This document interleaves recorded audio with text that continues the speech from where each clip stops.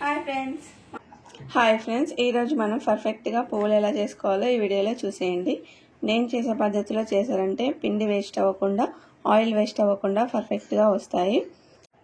2 glass water, 1 glass చక్కెర తీసుకొని వాటర్లో చక్కెరని ఇలా కలుపుకొని పక్కన పెట్టుకోవాలి.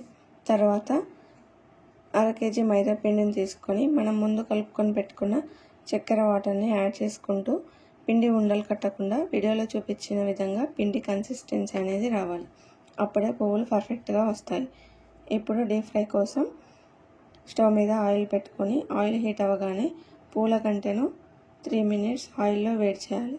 తర్వాత వీడియోలో చూపించిన విధంగా పిండిలో డిప్ చేసి ఆయిల్లో వేయడమే. పువ్వుల్ని కాసేపు కలర్ వచ్చేదాకా ఫ్రై చేసుకోవాలి. అంతే, పువ్వులు రెడీ. మీరు కూడా ట్రై చేసి ఎలా వచ్చిందో కామెంట్ చేయండి. వీడియో నచ్చితే లైక్ చేయండి, షేర్ చేయండి. అలాగే నా ఛానల్ని సబ్స్క్రైబ్ చేయడం మాత్రం మర్చిపోకండి. బాయ్ ఫ్రెండ్స్, మరొక వీడియోతో మళ్ళీ కలుద్దాం.